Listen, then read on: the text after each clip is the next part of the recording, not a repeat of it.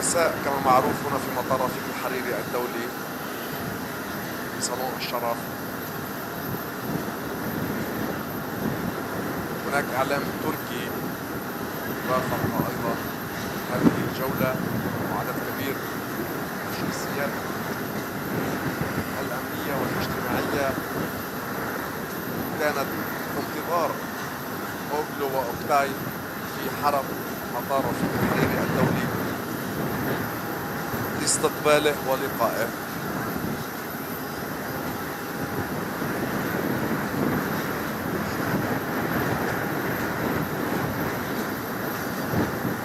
أيضا كان اليوم وصل صباحا إلى مطار رفيق الحريري الدولي أمين عام جامعة الدول العربية محمد أبو الغيط قادما من مصر، معلنا تضامن المجتمع العربي وكل الأشقاء العرب للبنان في مصابه الجلل، مؤكدا أن الدول العربية لن تترك لبنان وحيدا بل ستقف إلى جانبه،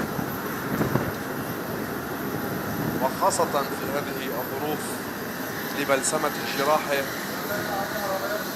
بعد نكبة عنبر 12 في مرفأ بيروت والتي ذهب ضحيتها عدد من الشهداء. إذن في الصورة في عدسة الزميل اسكندر نهرة نرى وصول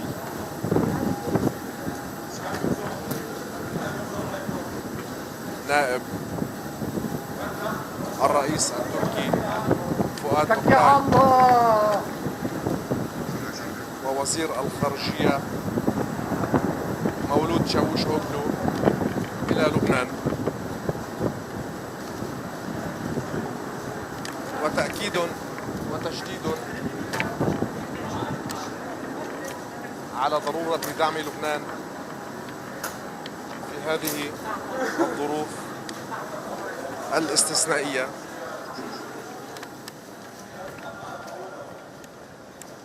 طبعا تركيا التي قدمت المساعدات للبنان كان هناك تأكيد أن المساعدات التركية لن تتوقف، وسيكون هناك أيضا جسر جوي بين تركيا ولبنان.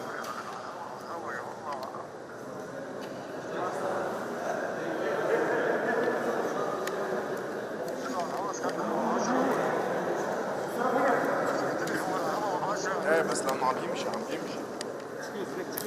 direkt arabalara geçiyor.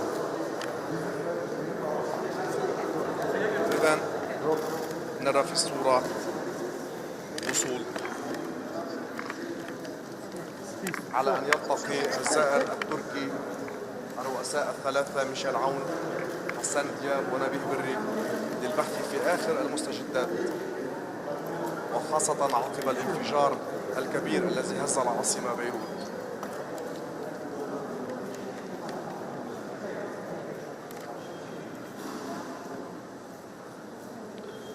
نرى وفد كبير مرافق للزائرين التركيين. الانفجار العنيف في مرفأ بيروت فوراً اتصل فخامة الرئيس التركي رجب طيب أردوغان بفخامة الرئيس عون مباشرة وقدم له التعازي أيضاً، وبين بأن تركيا منذ اللحظات الأولى هي بجانب لبنان، وتم إرسال المساعدات فوراً إلى بلد الشقيق لبنان. وبعد ذلك أيضاً نحن اليوم هنا وقد ذكرنا وأكدنا لفخامة الرئيس أيضاً بأن تركيا دائماً بجانب لبنان والشعب اللبناني، وسنقدم كل العون والدعم والتضامن مع لبنان. بالإضافة إلى ذلك فإن الفرق التركية للإغاثة والبحث تعمل منذ اللحظات الأولى في مرفأ بيروت وحتى الآن. Sayın Dışişleri Bakanımız ve Türkiye-Lübnan Dostluk Grubu Başkanımızla birlikte bu ziyareti gerçekleştiriyoruz.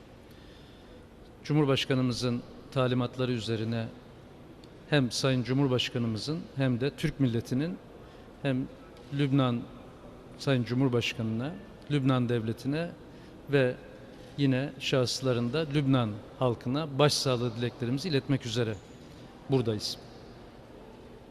نحن جئنا اليوم إلى بيروت وبرفقة وزير الخارجية تركيا ورئيس مجموعة التركية اللبنانية البرلمانية للصداقة ومع وفد أيضا لنقل تعازي فخامة الرئيس رجب طيب أردوغان والشعب التركي إلى الرئيس اللبناني والشعب اللبناني بالكامل.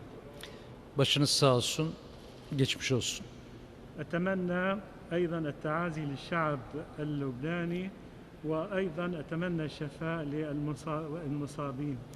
Biz ilk andan itibaren Türkiye olarak geniş bir arama kurtarma ekibi şu anda da Beyrut limanında hala çalışmalarına devam ediyorlar.